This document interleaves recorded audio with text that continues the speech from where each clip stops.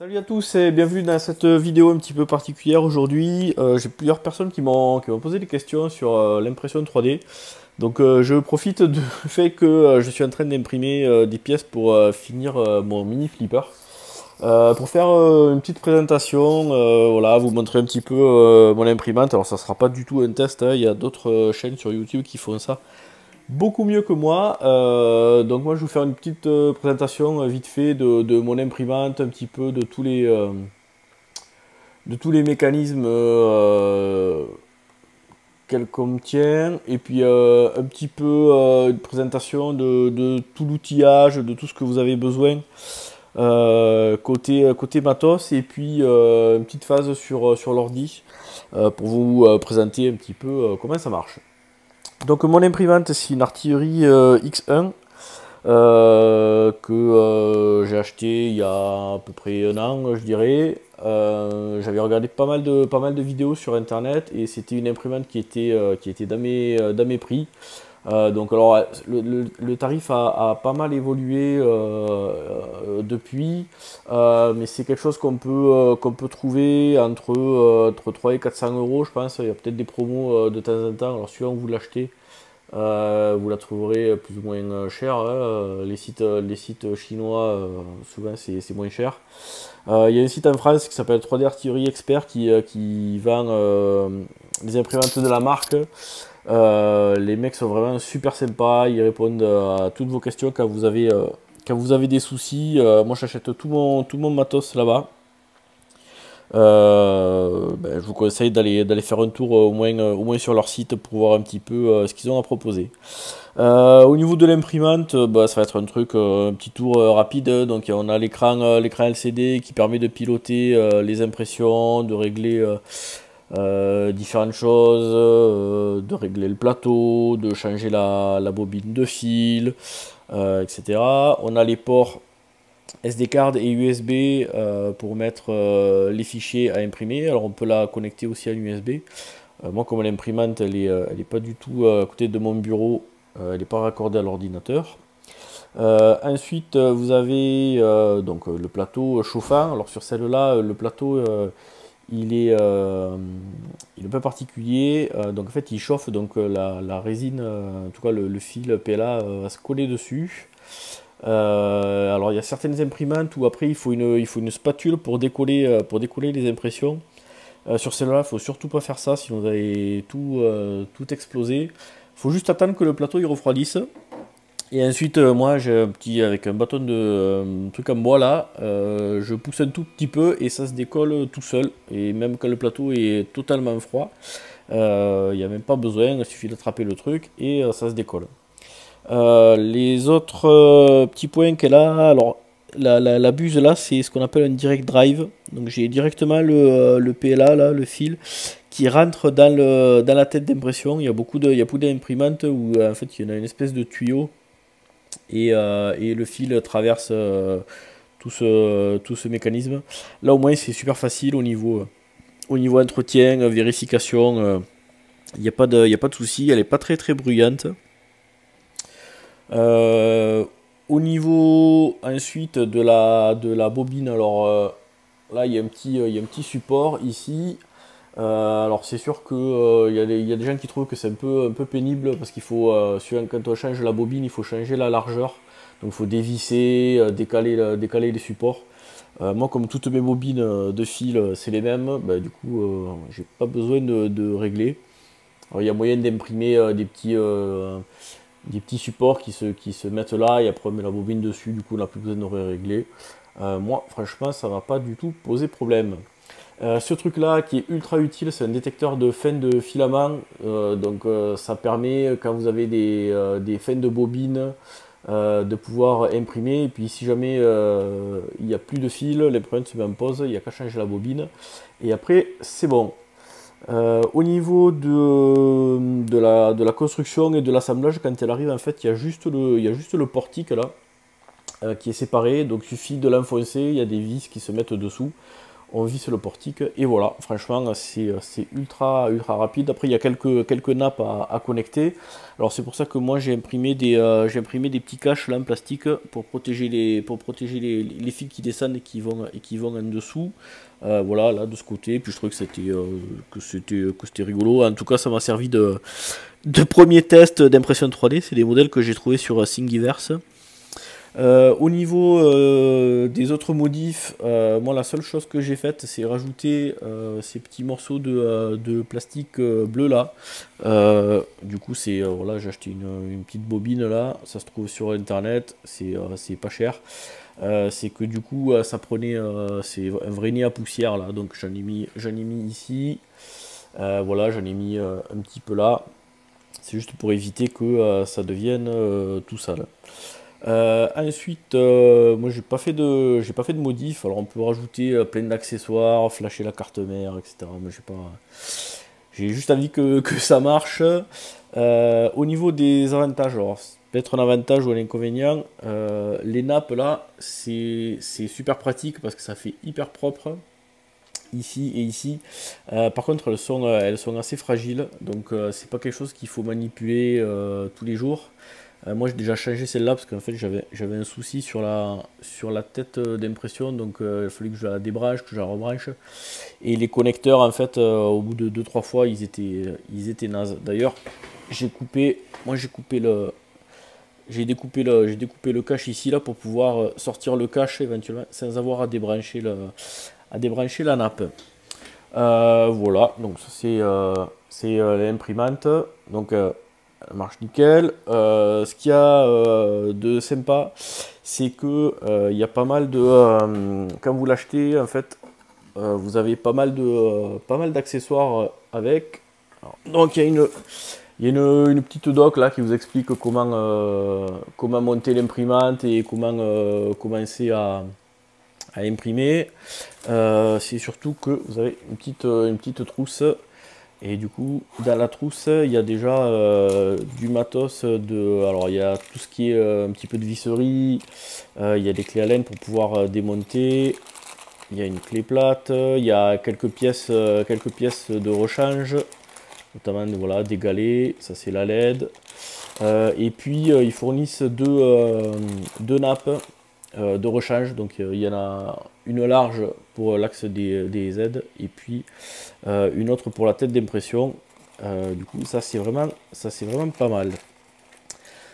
Au niveau après du matos, ce qu'il va vous falloir, c'est juste, moi j'ai acheté voilà, hein, de l'alcool isopropylique pour nettoyer le plateau avant les impressions, pour pas qu'il y ait de taches de gras ou de poussière ou quoi, et que l'impression accroche comme il faut. Au niveau du principe d'impression, c'est tout simple. On a la bobine de fil, ça chauffe à travers la tête, ça fait fondre le plastique, et puis en fait au fur et à mesure ça vient déposer une couche de plastique, et au fur et à mesure la tête se déplace sur l'axe des Z, donc sur l'axe de la hauteur, et ça crée la pièce. Autre avantage, moi c'est quelque chose qui a vraiment joué en faveur de cette imprimante, c'est que on peut imprimer des grosses pièces, donc quasiment du 30 par 30 par 40 je crois. Voilà, donc comme moi j'ai des gros, souvent je fais des gros trucs, des plaques et tout ça là, ça marche plutôt pas mal. Pour tout ce qui est figurines, etc., alors bon, c'est sûr que c'est pas du tout la même qualité qu'une imprimante à résine, hein, comme les Lego, tout ça là, qui sont vraiment faites pour faire de la figurine. Mais bon, j'ai testé avec vraiment le paramétrage de base. Voilà, je me suis imprimé un petit tank Metal Slug, et le rendu est plutôt pas mal. Alors on voit quand même un peu les stries d'impression, mais franchement pour une imprimante qui n'est pas du tout faite pour imprimer ce genre de choses, elle s'en sort vraiment plutôt pas mal. Au niveau du filament, alors ça va être des bobines. Moi j'ai des bobines, donc j'achète toujours au même endroit parce que du coup je suis content. Ça fait 1 kg, faut compter à peu près, ouais, on va dire 20 euros. 20 € la bobine d'1 kg. Alors du coup il y a toutes les couleurs que vous voulez. Moi j'ai du noir. Alors je les laisse dans les petits sachets là, parce que du coup j'ai le truc pour l'humidité. J'ai un peu de tout. Celui-là, le filament, le voit pas, mais en fait c'est un truc qui est phosphorescent, ça m'étonnerait qu'on le voit. En fait dans la nuit ça devient vert, donc ça c'est pour imprimer des trucs pour les petits, pour mettre dans les chambres. Donc il va y avoir des bobines de 1 kg. Après pour certains je dois avoir des bobines de 500 grammes. Voilà, j'en ai pas là sous la main. Hop, voilà. Là, on a du bleu, il y a du blanc, il y a à peu près toutes les couleurs, il y a des bobines métalliques, il y a des bobines avec du bois à l'intérieur pour faire des impressions type sculpture en bois. Voilà, donc là par exemple, là c'est une bobine de 500 grammes, donc elle fait la moitié des autres. Et sinon pour les couleurs très classiques, noir, blanc, etc., il y a la possibilité de mettre des énormes bobines de 2 kg il me semble. Voilà, alors après pour finir, les petits trucs à faire sur l'imprimante quand vous l'avez, c'est de régler bien comme il faut le plateau à l'horizontale. Donc j'ai essayé de vous montrer dessous. Voilà, il y a des petites molettes aux quatre coins. Donc en fait, il y a toute une procédure pour régler les quatre coins et le milieu. Bon, ça se fait, ça va, c'est pas non plus au millième de millimètre près. Les premières couches d'impression sont un petit peu plus épaisses pour rattraper éventuellement si le plateau n'est pas super à l'horizontale. Donc voilà, eh bien, écoutez, la petite présentation de l'imprimante est finie. Je vais juste maintenant vous montrer au niveau logiciel comment ça fonctionne. En fait, il va vous falloir deux types de logiciels. Un premier logiciel de conception 3D. Alors moi j'utilise Fusion 360, c'est un logiciel vraiment ultra puissant qui est gratuit pour une utilisation personnelle. Il faut juste s'enregistrer avec une adresse mail. Et ensuite il va y avoir un logiciel, un slicer qui va calculer toutes les couches que l'imprimante va imprimer. Et là moi j'utilise Cura. Ce qu'il y a de sympa, c'est que sur le site du coup Artillerie 3D Expert, ils fournissent les profils directement optimisés pour cette imprimante. Du coup il n'y a qu'à rentrer ça dans Cura et après lancer les impressions. Allez, à de suite. Voilà, on se retrouve à présent sur Fusion 360. Donc ça c'est la pièce que je suis en train d'imprimer. Donc en fait ça va être le haut du flipper. Voilà, on peut la faire tourner en 3D. Donc on va en créer une juste pour vous montrer un petit peu comment ça fonctionne. On va créer une nouvelle conception.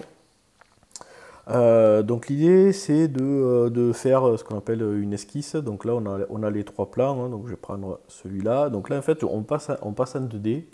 On a pas mal d'outils. On va faire un petit rectangle, on s'en fout. On peut régler les dimensions. On peut également ensuite forcer les dimensions ici. Par exemple je vais mettre, je sais pas, 70. Voilà, c'est super important de faire ça, de mettre de verrouiller les dimensions de partout, parce qu'en fait c'est un logiciel de type paramétrique, c'est-à-dire que je vais construire ma pièce en lui indiquant des contraintes. Donc ça va être des contraintes de taille, de perpendicularité, de parallélisme, de plein de choses. Et ensuite, quand je vais vouloir revenir dessus, je vais pouvoir modifier par exemple la taille de mon cercle, la taille ici de mon espacement, et la pièce 3D va se mettre à jour toute seule. Donc voilà, il y a plein de... on peut faire par exemple, tac, on va prendre ça, voilà, par exemple on peut arrondir ça ici. On va faire un petit rond. On peut, ça c'est quelque chose qui est super pratique quand vous voulez faire tout ce qui est contour. Tac, voilà, donc ça en fait c'est pour décaler, hop, par exemple, donc là il y a -8, donc je vais mettre par exemple -6. Et si jamais ma pièce ne me convient pas, si j'ai envie que ce soit un peu plus épais, j'ai juste à changer ce truc là et la pièce va se mettre à jour toute seule. Donc là en fait on travaille en 2D, une fois qu'on a terminé l'esquisse, on a notre dessin et là on va passer à la 3D. Alors par exemple je vais prendre ça et je vais dire que je veux que ça fasse allez, 15 mm.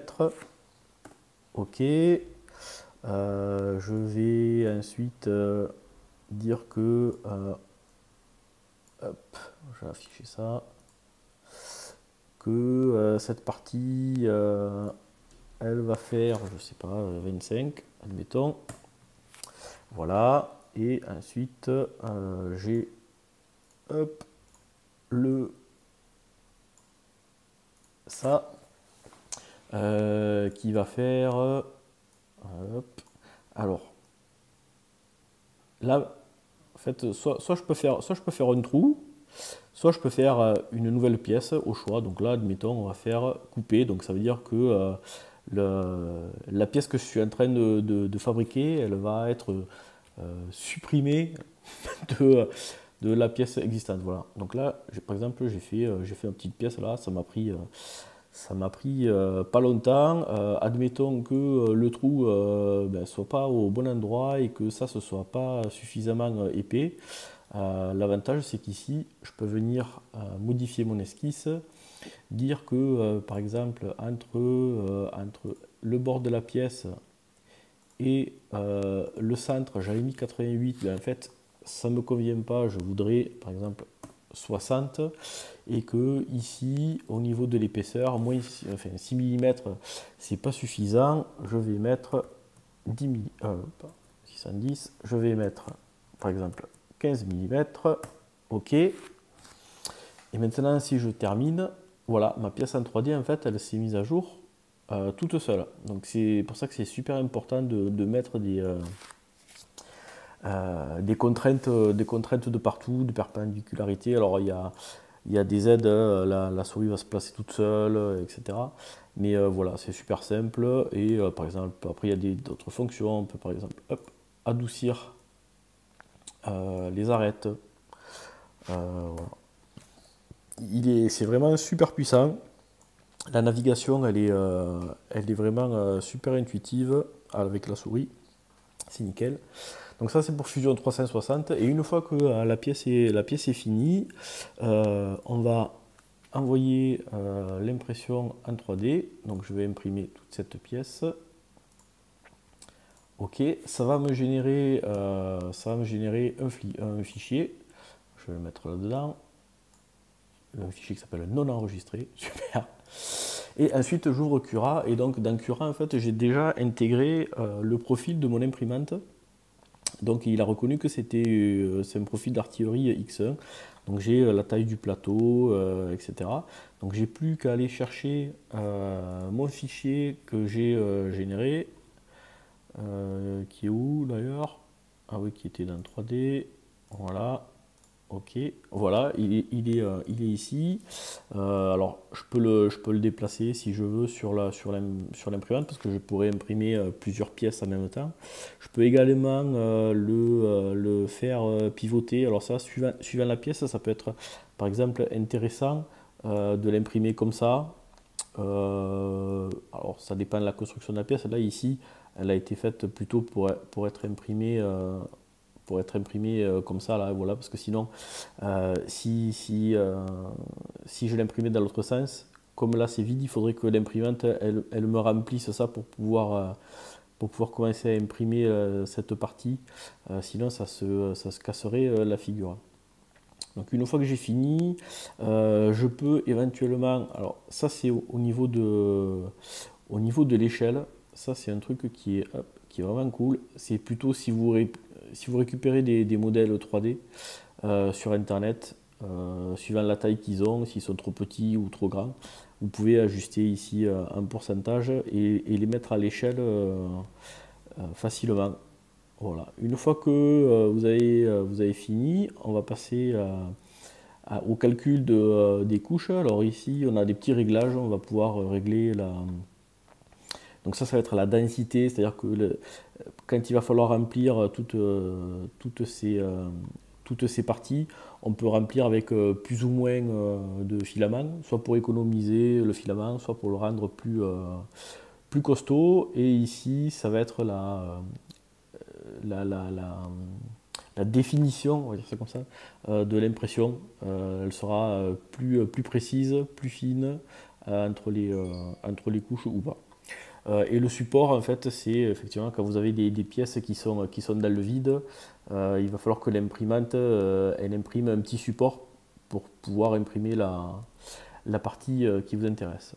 Une fois qu'on a fait ça, on clique sur Slice, ça calcule toutes les couches et ça vous dit pour combien de temps vous en avez. Donc là, si je veux imprimer ça, j'en ai pour 18 heures et 20 minutes et ça va me consommer à peu près 177 grammes de filament. Alors ça c'est normal parce que du coup la pièce elle est énorme et ça c'est tout plein donc ça va mettre des plombes et des plombes. On a un petit bouton preview hop, qui permet de voir un petit peu l'évolution de l'impression, ce que ça va donner une fois que ça sera lancé sur l'imprimante. Voilà, donc c'était un petit tour de l'impression 3D, c'était vraiment pour vous montrer un petit peu comment ça fonctionne, ce dont vous avez besoin, si jamais vous avez envie de vous lancer. Il y a plein de sites internet où il y a des modèles à télécharger. Sinon, vous pouvez fabriquer les vôtres. Voilà, Fusion 360 c'est quand même super facile à prendre en main. C'est gratuit, c'est ultra puissant. Je ne dois pas utiliser 30% du logiciel pour faire mes trucs. Et puis voilà. A plus. Ciao.